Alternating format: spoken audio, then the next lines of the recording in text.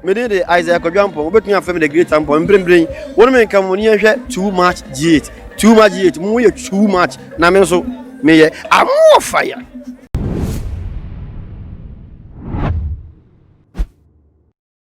Aqua Bashonko and come out celebrate our Jepre,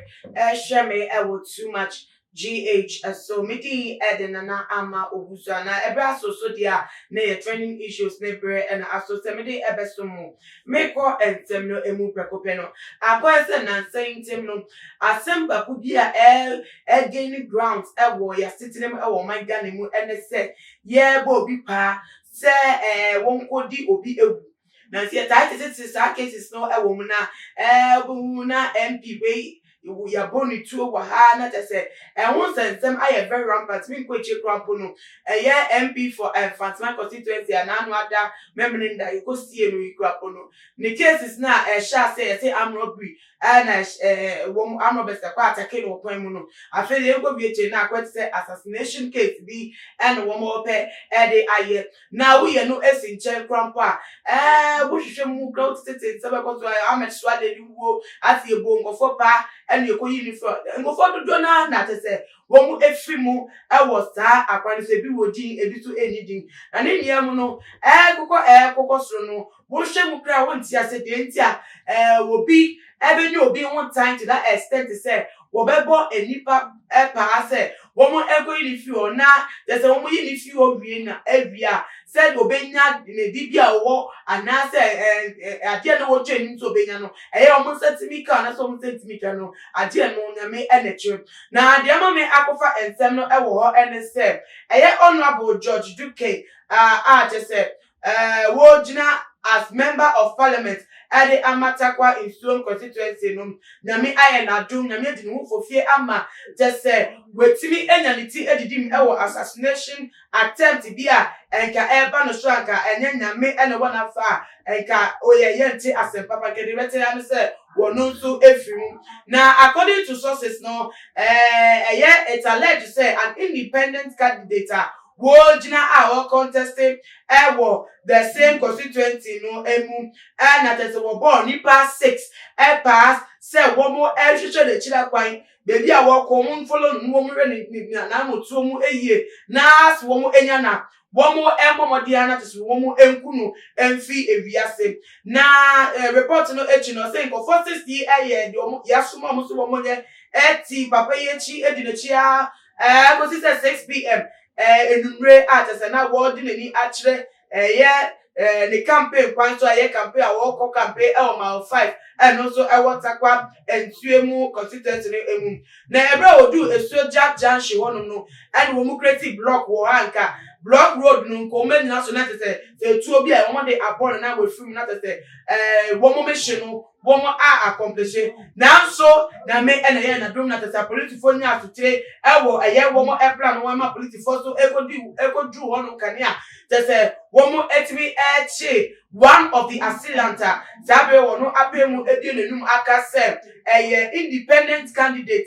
woni ni kunu and wo mo ebo mo pa senk wo mo egodi honorable George Mireku duka kodi ni boni na tis wo mo uniform tell be ya the chances for the election say wo dira for member of parliament adama takwa ensuomu constituency nke be higher na nka wetimi enya vote no na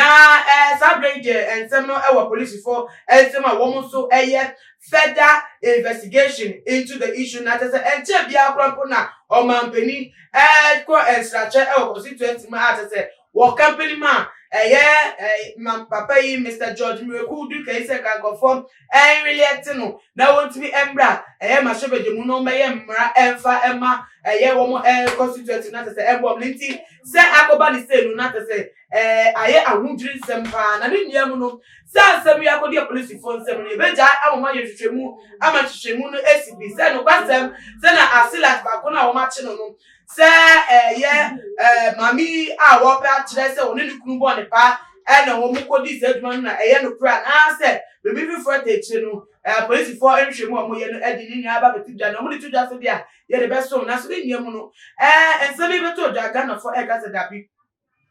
Se see ano as I say Ghana your security no woman very very alert because nipatima yesum bone aba nipatin se see ano tumidie any pedidie any sikedie ntino nipa adwen ayo no sumpa but say won fa ho jodi be ye nua won fa ho be bi obetietia won fa ho ekwan obefa so edi nya no ho epe bibia wo pe no na say ni nua no beku na yie fi okra dia wo be ye no sample kra se obenya no dibia no no kra no wonya bia wotimi eje no but ni nua mu ye bi say wo ye we ni awie na wonya dibia na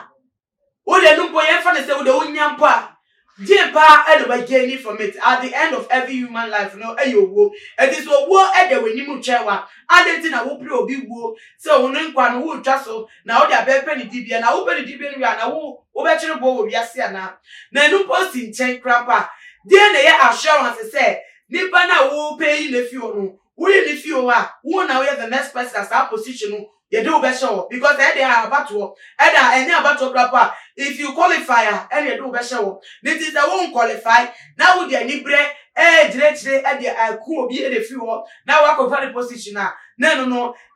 who go home I didn't know the first over so not the first or amasso. Say, who pay the beer, made the beer, make a cases with a whooped the beer. The over to me, I jet. And a bebo amonya di piano and yes you be obia or no social one if you want a bebo say what me ya the chance so you to me any chance so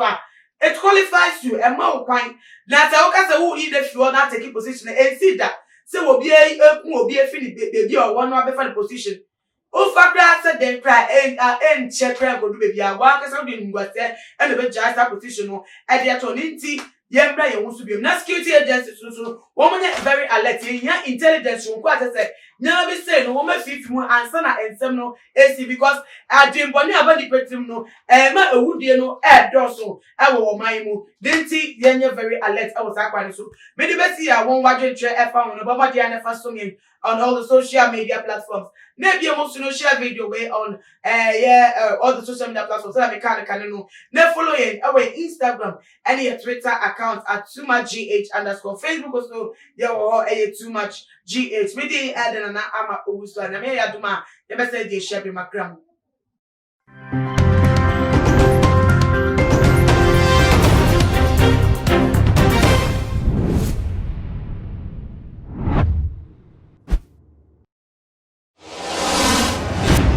the major prophet kum chacha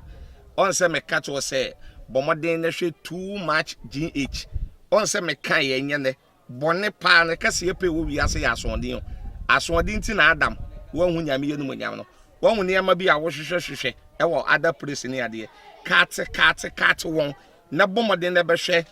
too much gh be hwe na subscribe bomoden o be hwe pe na wa ye subscribe o subscribe